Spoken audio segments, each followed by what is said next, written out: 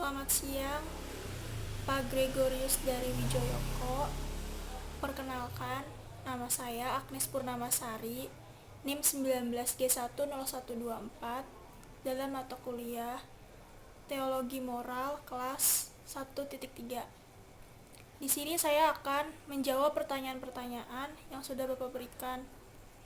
Pertanyaan pertama yaitu, apa teologi moral menurut kitab suciku? Teologi moral menurut kitab suciku adalah berlaku adil, berbuat kebaikan, memberi kepada kaum kerabat, tidak melakukan perbuatan keji, kemungkaran, dan permusuhan. Hal ini terdapat di dalam Quran surat An-Nahl ayat 90.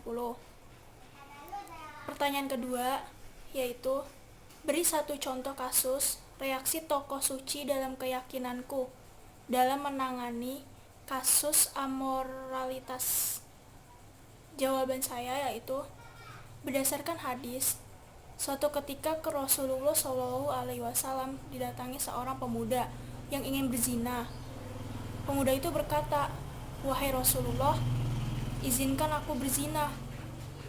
Mendengar hal itu, orang-orang di sekitar Nabi Muhammad mencelanya dan berkata, "Cukup, cukup."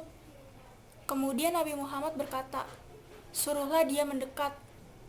Pemuda itu pun mendekati Rasulullah SAW hingga jaraknya dekat sekali.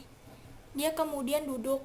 Setelah itu Nabi berkata kepadanya, "Apakah kamu suka jika perzinaan terjadi pada ibumu?" Pemuda itu menjawab, "Tidak, demi Allah." Nabi melanjutkan pertanyaannya, "Demikian pula orang lain. Mereka tidak suka jika perzinaan terjadi pada ibu-ibu mereka." Nabi bertanya kembali, "Apakah engkau suka jika perzinahan terjadi pada putrimu?" Pemuda itu menjawab, "Tidak, demi Allah." Nabi menjawab, "Demikian pula orang lain. Mereka tidak suka jika perzinahan terjadi pada putri-putri mereka." Nabi bertanya kembali, "Apakah engkau suka jika perzinahan terjadi pada saudara perempuanmu?" Pemuda itu menjawab, "Tidak, demi Allah." Nabi menjawab, "Demikian pula orang lain tidak suka perzinahan terjadi pada saudara perempuan mereka."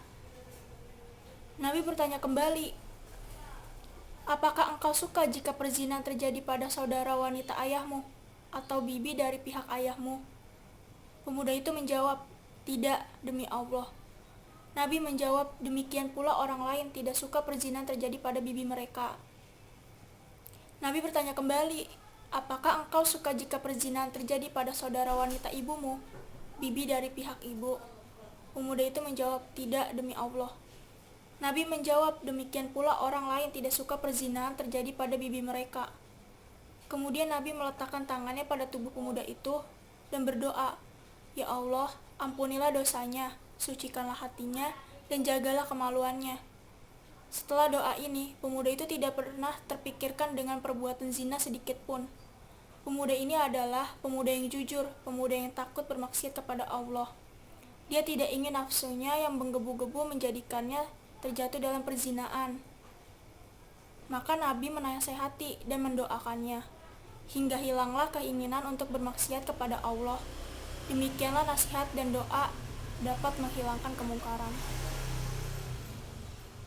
Pertanyaan ketiga yaitu, apa pesan video tadi tentang aborsi dan apa pendapatku tentang aborsi?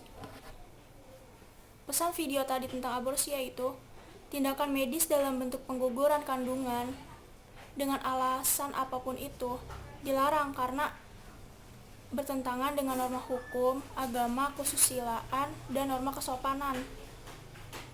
Terus pendapat saya tentang aborsi adalah tindakan medis yang bertujuan untuk mengakhiri kehamilan. Dengan melakukan aborsi, maka janin pun bisa segera dikeluarkan sebelum sanggup hidup di luar kandungan.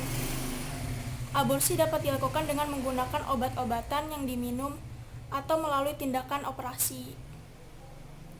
Dan pertanyaan keempat itu, apa pesan video tadi tentang pergaulan bebas? Apa pendapat saya tentang pergaulan bebas? Pesan video tadi tentang pergaulan bebas yaitu memikirkan akibat dari perbuatan yang akan dilakukan. Jadi sebelum berbuat, pikirin dulu resikonya gimana. Bukan bagaimana nanti, bagaimana seandainya telah melakukan suatu perbuatan.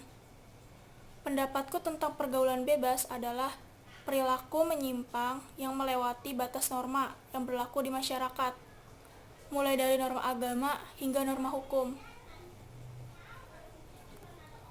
Pertanyaan kelima yaitu, apa pendapatku tentang ketidaksetiaan? Ketidaksetiaan itu tidak tetap, tidak teguh hati pada janji dan pendiriannya, termasuk pada komitmennya terhadap dirinya sendiri maupun orang lain. Pertanyaan keenam, apa yang harus aku lakukan untuk hidup benar dan hidup lebih baik meskipun aku tidak sempurna? Jawaban saya yaitu, yang harus saya lakukan untuk hidup benar dan hidup lebih baik meski saya tidak sempurna adalah dengan belajar untuk selalu menaati perintah